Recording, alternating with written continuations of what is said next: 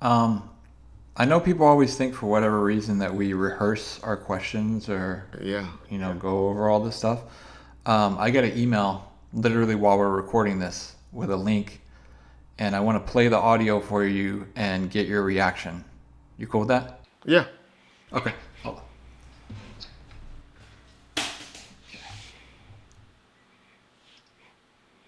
In TPD's book, he actually tried to come up with a plausible defense. Really? In regards to saying that when they pulled up on the car, Tupac allegedly tried to reach. I heard that full gun. You're right. I wouldn't even arm that night. They didn't bring no pieces. And they told all the bodyguards to leave their pieces, which they never did before. Reggie Wright did that, who really technically wasn't involved in security for Tupac. Tupac had fired him. Right. We got proof for that. We got papers and documented information that he was fired right away security from Tupac's detail. So why was he involved in Tupac's security that night? And they tell me that this boy Reggie is never away from Suge Knight. That when you saw Suge Knight, you saw Reggie. So why wasn't Reggie with Suge Knight? So that was Billy Garland from the full length interview. I guess they didn't want to put that in a segment, but wanted to throw it in the full length. So I wanted to get your thoughts on that.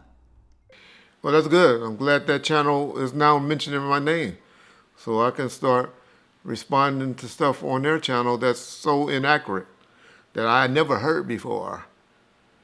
Man, I never heard that before. What? You just heard it a week ago. Okay. But I don't know what to say. It's hard to defend to say that I wasn't involved in Tupac's security when it's obvious my guys is with Tupac allegedly, according to Frank. But if so, why am I involved then? Why do I have it? Why am I getting blamed for lack of security and all of that if I wasn't supposed to have security on Tupac? Why Frank tell that story in his book and write all of that stuff?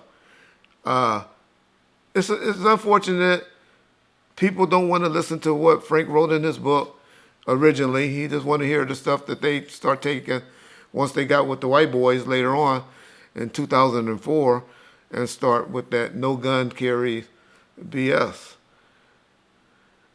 Like I always said, was never relieved of duty from Tupac's security. Nobody says that, but people on YouTube that had nothing to do with Tupac's life ever in life, from his daddy on down, and the person that's interviewing him, who always been pushing that narrative. Wished I was fired. Would have had two more guys assigned or one more guy more at the club to make sure that was right. Because that's who they work for. They work for me, Right Way Protective Services, who was getting paid and who paid them. But is this inaccurate? It's false information. The only persons that was ever told not to carry guns were guys that was working inside of Club 662. That's been explained thousands of times. The part about me not, it's just ludicrous to me. Wish it was true. Wish that was true. But nobody else says that but people that on the internet. Nobody has ever said Reggie was fired. My security was with Tupac in New York. After that letter was supposedly written and sent to me, my security was with him, allegedly, according to y'all, by Frank. Y'all heard Kevin Hackey's story, why he wasn't there, why he didn't show up, how I wasn't notified. But hey, let's run with that narrative. So I'm relieved. Y'all shouldn't be complaining and accusing me of having anything for doing with the negligence of security for Tupac because I wasn't supposed to have been there, right? According to y'all.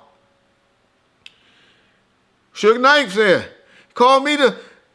So he said then, that's my first question if we ever talk, I want to ask him. Why was he calling me and say, Reg, give me 5 more guys? Shit.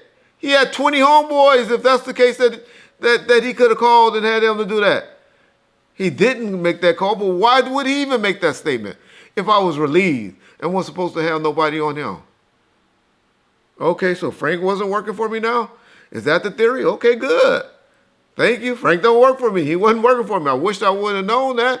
Then I wouldn't have to pay him for that, for those services. And continue to pay him later on, working other details because nobody wanted his ass around Death Row anymore.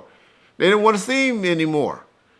But Reg being loyal, because y'all don't know me, y'all think y'all do, had him working and gave him a job so he can still feed his little white bunny and wouldn't lose her, and his little house and his little car and all of that stuff.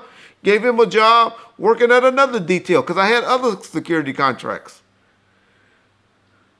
But yeah, that's the narrative that people want to push. It's unfortunate, but hey, like I said, what could I have done if Reggie Wright, the baddest motherfucker in the world in his mind, was there? If Kevin Hackey, the other baddest motherfucker in the world, who else? Frank did have his gun. What could have happened, y'all? What would have happened other than probably some people that standing outside had nothing to do with it, walking to their cars, coming in a casino or somewhere, getting possibly shot because we were running down the street or chasing a car down the street shooting at them. There was nothing that could have been done. Now I know y'all be like, you could have boxed them in. You have a car right there, car right there, car in the front. Yeah, okay. That ain't how we roll. It ain't how we roll. Niggas don't ride like that even now till today. Everybody can Monday back quarterback. Everybody. The perfect thing would have been, hey, niggas, y'all stay in there. Stay off the strip. Go get to the club. Or don't go out right now. It happened, y'all. And it's unfortunate that they going with that scenario and putting it out. But that's what people want to do when they just trying to have content. When they have hatred for somebody for whatever reason. Because the only reason I ever started talking about the motherfucker was because he kept saying Tupac wasn't signed to Death Row. And now we done proved that Tupac was signed to Death Row and Suge Knight. None of y'all saying that no more.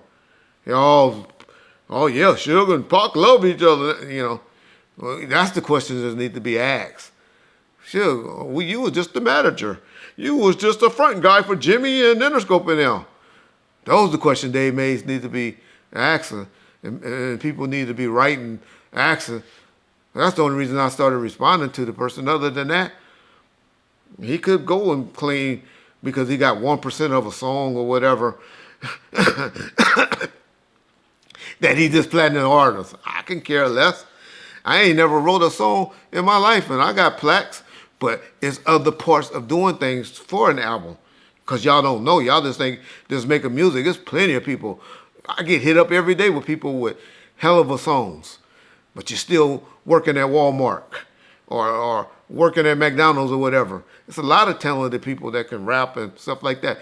But there's other things that goes along with the business to promote and put that album out to get those platinum albums on your walls and stuff like that. There's other people involved.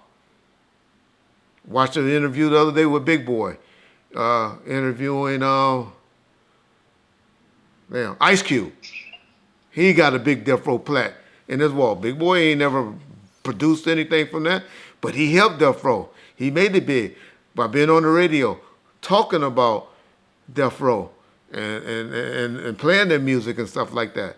It's a lot of stuff other than being in the studio writing and producing that get you those plats.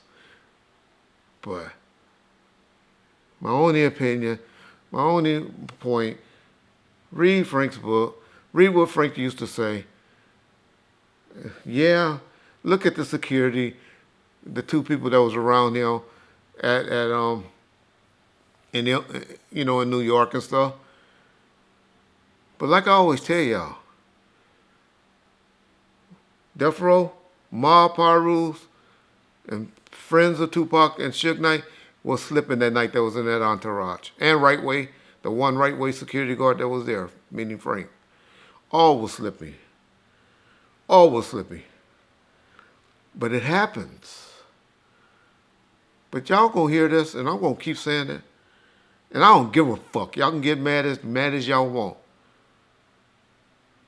Tupac was going to die that day, September the 13th. It's written. That's the Bible I subscribe to, believe in. He's going to die. How he was going to die, who knows? But that was the day God had written for him to die. All right? But I don't care who was with him. The dudes that were with him that night, Buntry, Neckbone, even bitch ass, faggot ass Trey, and all K-Dub, all the other dudes that was in that entourage, even his boys, Gaddafi, Edie, Suge Knight. If I would have known that he did what he did, I wouldn't have sent no other security, because I would have been like, all right, they good. We got y'all when y'all get here. Those niggas ain't coming in here. But I'm going to say it. This is what I want to say. I'm not saying this is why he died. Well, because God, like I said, he was going to die on the September the 13th. But he died the way he died because Tupac has no business putting his hands on that man in the MGM. No business at all. Y'all let that digest. Know y'all hurt, butt hurt, feeling bad and all of that. But go talk to somebody that's in your life that you respect, that's an adult, that got common sense, that you be like, yeah, I listen to this person. Tell them that scenario. They'll be like, well, why did he put his hands on that man? That's why Tupac Shakur died the way he died. Peace. Bomb first.